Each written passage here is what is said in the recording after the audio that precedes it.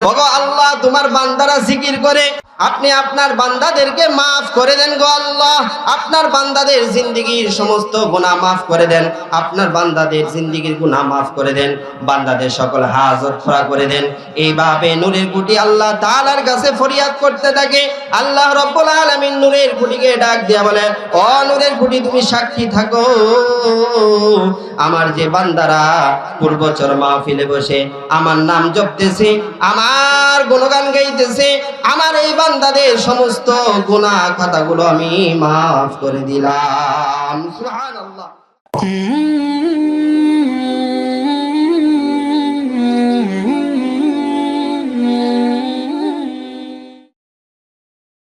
হাদিস শরীফে আসছে, আল্লাহ রাসূল বলেন, মান সাল্লা আলাইয়া ওয়াহিদাতান সাল্লাল্লাহু আলাইহি আশরা। সুবহানাল্লাহ।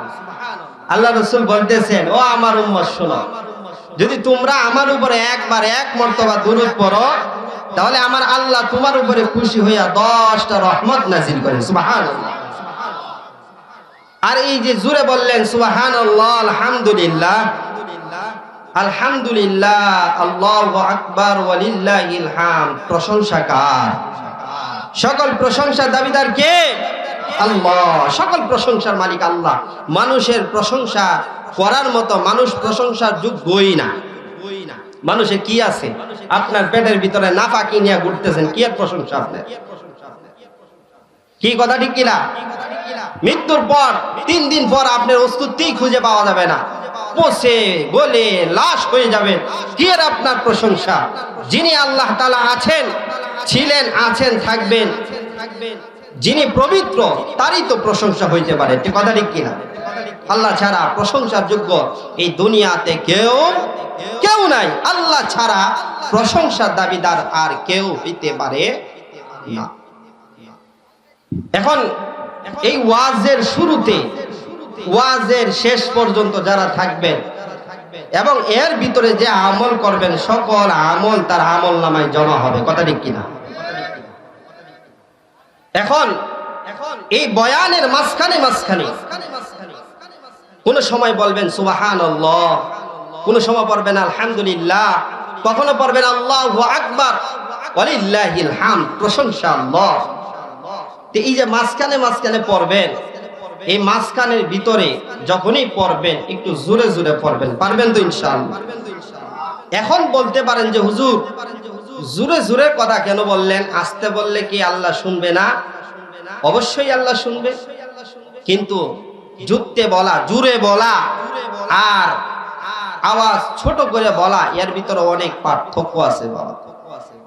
পার্থক্যটা একটু বুঝবেন, একটু বুঝি পার্থক্যটা। ও আমার বাবাজি, খুব লক্ষ্য করে শুনবেন। আল্লাহ রাব্বুল আলামিনের নাম জোরে নেওয়ার ভিতরে কি লাভ, আস্তে নেওয়ার মধ্যে কি লাভ? জোরে বললে কি লাভ হবে? দরকার আসেনি? জানার দরকার আসেনি? বলেন, জোরে বললে কি লাভ হবে আর আস্তে বললে কি লাভ হবে? একটু জানার প্রয়োজন আছে।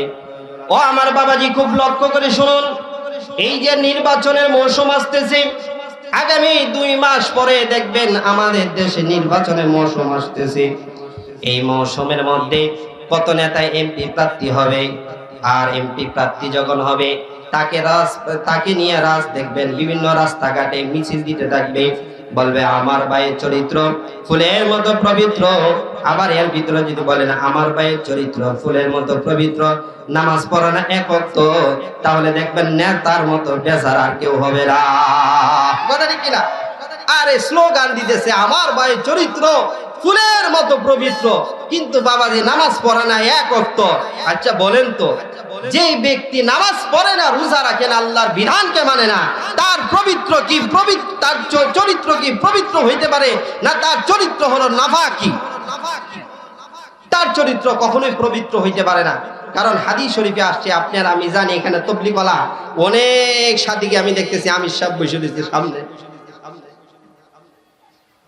এই হাদিস সবাই শুনছেন যে মানুষ যখন গুনাহ করে, আল্লাহ তাআলা জিকিরের মাধ্যমে তার গুনাহগুলা একটা একটা করে ঝরে পড়ে যায়। কথা ঠিক কিনা?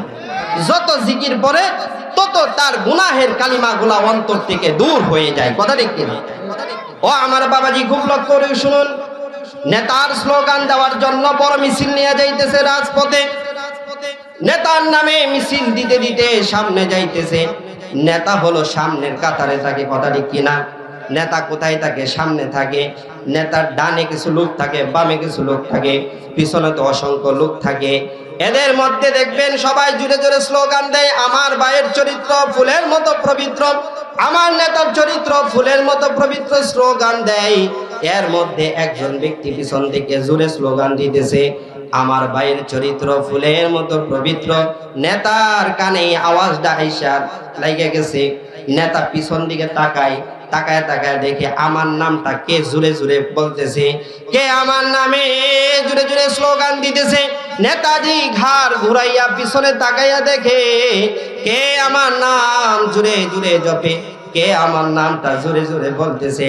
আমার ভাইয়ের চরিত্র ফুলের মতো পবিত্র, আমার নেতার চরিত্র ফুলের মতো পবিত্র। কে বলে? কে বলে? নেতা ঘাড় ঘুরাইয়া দেখছে, ডানের এক চালাকা বলতেছে, যখন মিছিল শেষ হয়ে যাবে ওই যে পিছনে আমার নামে জোরে জোরে স্লোগান দিতেছে, একে বিদায় করা যাবে না, সবাইকে বিদায় করার পর একে আমার অফিসে হাজির করবা। নেতা বলতেছে যখন মিছিল শেষ হয়ে যাবে তখন ওই যে জোরে স্লোগান দিতেছে না, ওইটারে বিদায় করিস না, ওইটারে আমার অফিসে লয়ে গিয়ে আসে, তা আমার কথা আছে। ও আমার বাবাজি, খুব লক্ষ্য করে শুনুন, নেতাজি স্লোগান যখন শেষ হয়ে গেছে, নেতা এখন ডাক দিয়ে বলে যে ওই যে আমার নামে জোরে স্লোগান দিছে কোথায়? বলে স্যার নিয়ে আসতেছে। নেতাজি নিয়ে আসতেছে। নেতাজির সামনে দাঁড় করাই দিছে। নেতাজি এখন জিজ্ঞাসা করে তোর বাড়ি কই? বলে নেতাজি আমার বাড়ি এইখানে। বা এলাকায় নতুন নাকি? বলে জি এলাকায় নতুন। সাথের এলাকা ডাক দিয়ে বলে আজকে এর কত টাকা দিয়ে ভাড়া করে আনছস? বলে 300 টাকা। কত? 300 টাকা দিয়ে ভাড়া করে আনছি। আপনারা আমরা জানি আমাদের দেশে যে সমস্ত প্রোগ্রাম হয় বিভিন্ন দলের, এরা কিন্তু মাগনা যায় না, জিলাপি খাওয়ানোর লাগা 300 টাকা লাগিয়া। কথা ঠিক কিনা? কি কথা ঠিক না? কি করলা কে? আপনারা কে শুনলে নাকি? আরে আমরাও গেছি ছোট থাকতে, আর আপনার মতো বুড়া হইলে ভরে গেছি না। এখন তো বুঝি যে 300 টাকাতে যায় সামসা শেখে লাভ নাই, ইসলামের বিপক্ষে যায় লাভ নাই, ইসলামের পক্ষে থাকতে হবে। ইসলামের জন্য যাব, নিজের জান নিজের মাল খরচ করে আল্লাহর রাস্তায় বের হয়ে যাব। কারো স্লোগান দেওয়ার জন্য, কোনো নেতার প্রচারণা দেওয়ার জন্য টাকা দিয়ে আর যাবো না, বিরিয়ানিও খাইতে যাব না। কথা ঠিক কিনা? ও আমার বাবাজি, খুব লক্ষ্য করে শুনুন, কত টাকা দিয়া তারে আনছো? বলে 300 টাকা দিয়ে আনছি। নেতাজি এখন খুশি হয়ে গেছে, বলে এত জোরে স্লোগান দিছে 300 টাকা দিলে হবে না, এরে আরো 200 টাকা বাড়ায় 500 টাকা দিয়ে দিবি। নেতাজি আরো খুশি হয়ে গেছে, বলে বিরিয়ানি প্যাকেট কয়টা দেওয়ার কথা ছিল? বলে একটা দেওয়ার কথা ছিল। নেতাজি বলে না না না, আমার নামে এত জোরে স্লোগান দিছে, আমার নামটাকে এত জোরে জোরে আওয়াজ দিয়ে বলছে, একে একটা বিরিয়ানি প্যাকেট দিলে হবে না, একে একটা বিরিয়ানি প্যাকেটের সঙ্গে আরেকটা বিরিয়ানির প্যাকেট দিয়া দিবা। বলে আরেকটা বিরিয়ানি প্যাকেট দিয়ে দিবা কেন? নেতার নামে জোরে স্লোগান দিছে, নেতা খুশি হয়ে গেছে। এখন নেতা বলে আমার নামে এত জোরে স্লোগান দিছে আর এর একটা বিরিয়ানি প্যাকেট দিলে হইব রে, এটা ইনসাফ হবে না। ও বাবাজি, খুব লক্ষ্য করে শুনুন, এখন আপনাদের কাছে প্রশ্ন আমি রাখতে চাই, দুনিয়ার একজন মানুষ, দুনিয়ার একজন আল্লাহর গোলাম, তার নামে যদি জুড়ে স্লোগান দেওয়ার কারণে নেতাজি 300 টাকার জায়গায় 200 টাকা বাড়াইয়া 500 টাকা দিতে পারে, নেতা যদি এক বিরিয়ানি প্যাকেটের জায়গায় আরেকটা বিরিয়ানি প্যাকেট বাড়াইয়া দিতে পারে, তাহলে আপনার কাছে প্রশ্ন হলো, যিনি আপনার আমার রব, যিনি আপনার আমার সব, কথা ঠিক কিনা? যিনি আপনার আমার রব, তিনি আপনার আমার সব। আল্লাহ ছাড়া দুনিয়াতে আপনার আমার আপন বলতে কেউ আছে? আপন বলতে কেউ আছে? বলেন, যদি বলেন কেউ আছে? আল্লাহ ছাড়া দুনিয়াতে আপন বলতে আপনার আমার কেউ নাই। কারণ আল্লাহ তাআলার সামনে, আল্লাহর কাঠগড়ায় যখন কিয়ামতের ময়দানে আল্লাহর সামনে দাঁড়ায় যাব, তখন আল্লাহ দয়া করেই তো আপনাকে আমাকে জাহান্নাম থেকে মুক্তি দিয়া জান্নাতে ঢুকাই দিবেন। কথা ঠিক কিনা? তার মানে আল্লাহ তাআলা ছাড়া আপন আপনার আমার কেউ নাই। ও আমার বাবজি, খুব লক্ষ্য করে শুনবেন, যিনি আপনার আমার রব, যিনি আপনার আমার সব, যে আল্লাহ তাআলা যিনি আমাদের স্রষ্টা, এই আল্লাহর নামটা যদি আমরা এই পূর্ববছর মাহফিল থেকে বসে এই জমিনের ভিতরে আপনি পড়েন সুবহানাল্লাহ, এই জমিনের ভিতরে পড়েন আপনি আলহামদুলিল্লাহ, এই জমিনের মধ্যে যদি পড়েন আল্লাহু আকবার, এই জমিনের মধ্যে যদি পড়েন ওয়ালিল্লাহিল হামদ, আল্লাহ পাক রব্বুল আলামিনের বান্দা আমরা আল্লাহ আল্লাহ জিকির করতেছি এই জমিনের মধ্যে বসে, আর এই আওয়াজটা আল্লাহ তাআলা আকাশ ফোঁটা করে, আল্লাহ তাআলার আসমান ফোঁটা করে, আল্লাহ তাআলার আরশের ভিতরে পৌঁছে যায়। ও বাবাজি, খুব মনোযোগ দিয়ে শুনেন কথাগুলা, একটু আমল নিয়তে শুনে কোনো দিকে নজর দিব না। আপনি এই জমিনের ভিতরে পড়তেছেন সুবহানাল্লাহ, এই জমিনে পড়তেছেন আলহামদুলিল্লাহ, এই জমিনের ভিতরে পড়তেছেন আল্লাহু আকবার ওয়ালিল্লাহিল হামদ। এই আওয়াজ এই জমিনের মধ্যেই থাকে না, এই আওয়াজ উঠতে উঠতে আল্লাহ তাআলার আরশের উপরে চলে যায়। আল্লাহ তাআলার আরশের সামনে একটা নূরের খুঁটি আছে, ওই নূরের খুঁটিটা থরথর থরথর করে কাঁপতে থাকে। নূরের খুঁটি যখন থরথর থরথর করে কাঁপতে থাকে, আল্লাহ পাক রব্বুল আলামিন ডাক দিয়ে বলে, ওগো নূরের খুঁটি, তুমি কাঁপো কেন? তুমি নড়াচড়া করো কেন? তুমি কাঁপো কেন? তুমি নড়াচড়া করো কেন? তখন এই নূরের খুঁটি আল্লাহকে ডাক দিয়ে বলে, ওগো আল্লাহ, ওগো আল্লাহ, তাকায়া দেখো পূর্বচর পাড়ার মাহফিলে তোমার বান্দারা তোমার নামে প্রশংসা করতেছে। আল্লাহ, তুমি নাকি পবিত্র, তুমি নাকি বড়, তুমি নাকি মহান। ওগো আল্লাহ, সকল প্রশংসা নাকি তোমার। ওগো আল্লাহ, তোমার বান্দারা জিকির করে, আপনি আপনার বান্দাদেরকে মাফ করে দেন গো আল্লাহ, আপনার বান্দাদের জিন্দেগীর সমস্ত গুনাহ মাফ করে দেন, আপনার বান্দাদের জিন্দেগীর গুনাহ মাফ করে দেন, বান্দাদের সকল হাজত পুরা করে দেন। এইভাবে নূরের খুঁটি আল্লাহ তাআলার কাছে ফরিয়াদ করতে থাকে। আল্লাহ রাব্বুল আলামিন নূরের খুঁটিকে ডাক দিয়া বলে, ও নূরের খুঁটি, তুমি সাক্ষী থাকো, আমার যে বান্দারা পূর্বচর মাহফিলে বসে আমার নাম জপতেছে, আমার গুণগান গাইতেছে, আমার এই বান্দাদের সমস্ত গুনাহ খাতাগুলো আমি মাফ করে দিলাম। সুবহানাল্লাহ। যখন আপনার আমি এখানে জিকির করি, এই জিকিরের আওয়াজ কিন্তু এখানে বসে থাকে না, এটা উঠতে উঠতে আকাশ ভেদ করে আল্লাহ তাআলা আরশে চলে যায়। আরশে আল্লাহ তাআলা আরশের সামনে একটা নূরের খুঁটি আছে। যখন কোনো জিকিরওয়ালা আল্লাহ তাআলার রাসূল আল্লাহ তাআলার নামের জিকির করতে থাকে, তখন এই জিকিরের এশকে মোহাব্বতে নূরের খুঁটিটা থরথর থরথর করে কাঁপতে থাকে। আল্লাহ বলে, আর লড়িস না, আমার যে বান্দা আমাকে মোহাব্বত করে, আমার উপরে আমার নাম সিফত এর উপরে জিকির করতেছে, আমার ওই বান্দাকে মাফ করে দিলাম। সুবহানাল্লাহ। ও আমার বাবাজি, খুব লক্ষ্য করে শুনুন, আল্লাহ তাআলার নাম জপলে নূরের খুঁটি লড়চড় করে লড়তে থাকে আর বান্দার গুনাহ মাফ করে দেয়। এখন কথা হলো, আপনারা আমি মানুষ এই দুনিয়াতে কিছুদিন পূর্বে ছিলাম না, এখন আছি, আবার কিছুদিন পরেও থাকবো না। ও বাবা, আপনারা আমার সামনে কথা স্পষ্ট যে এই দুনিয়াতে আমরা আগে ছিলাম না, এখন আছি, আবার কিছুদিন পরে থাকবো না। আর থাকবো না জানা সত্ত্বেও আজ পর্যন্ত কেন আল্লাহ তাআলার বান্দা হইতে পারলাম না? চিন্তা করছেন? আমরা থাকবো না এই কথা জানি, জানার পরেও আজ পর্যন্ত নিজেকে কন্ট্রোল করতে পারলাম না। হারাম খাইতেছি, হারাম উপার্জন করতেছি, সন্তানরা বেহায়াপনা মতো ঘুরতেছে, আমার মেয়ে বেপরদা ঘুরতেছে, আমার ছেলে বেপরদা ঘুরতেছে, আমার ছেলের খবর নিলাম না, আমার পরিবারের খবর নিলাম না, না নিয়ে শুধু নিজে একা তবলিগে ধরলে কিন্তু লাভ হবে? নিজে একলা তবলিগ করলে লাভ হবে?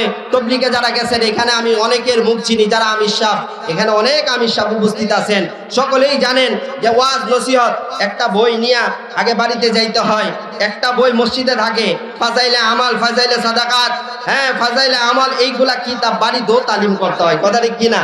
কিন্তু দেখা যায় আমি বড় তাবলিগওয়ালা, এলাকার মানুষকে বুঝাইতেছি, বিভিন্ন এলাকায় যায় মানুষকে বুঝাইতেছি, কিন্তু আমার সন্তানকে, আমার বউকে আজও পর্যন্ত একটা হাদিস শুনাইলাম না, একদিন মাসুরাতে জামাতে নিলাম না, আমার সন্তানটাকে একদিন নামাজ পড়ে নাই দেখা এর খাবার কখনো বন্ধ করলাম না, একে খাবার বন্ধ করে দিয়া বাড়ি থেকে বের করে দিলাম না। ভাই চিন্তা করেন, সবই করলাম, এলাকা ঠিক করলাম, পাড়াপড়শি যারা আছে তাদেরকে ঠিক করলাম, দেশ বিদেশে ভ্রমণ করলাম, সকলকে ঠিক করলাম, কিন্তু নিজের ঘরের ভিতরে গরমল ওইটা ঠিক করলাম না। আছে না তাই? একটা দেখেন ছোট্ট ঘটনা, একটা কিচ্ছার মতো বলতে পারে। এক লোক গাঙ্গের পারে যাইয়া 2 নাম্বার সারতে গেছে। কয় নাম্বার? 2 নাম্বার বুঝেন তো আপনারা? হ্যাঁ, বড় স্ট্যান্ডার যেটা বলে ওইটা সারতে গেছে। তো ওই আল্লাহর বান্দা বইয়া স্ট্যান্ডার সারতেছে, সাথে আরেকজন স্ট্যান্ডার সারতেছে, দুইজন পাশাপাশি। এখন একজন স্ট্যান্ডার সাইরা পানি খরচ না করে হাঁটা শুরু করছে। যে হাঁটা শুরু করছে এর ভিতরে হেও হাঁটা শুরু করছে। কইতেছে, এই বেড়া তুই তো কত বড় গিদর। কই আমি গিদর হইলাম কেমনে? তুই যে স্ট্যান্ডার সারছ, পানি ব্যবহার করছ, পারে বেড়া নিজের হুটকির খবর নাই, তুই আমার হুটকির লয়ে ব্যস্ত হইছস।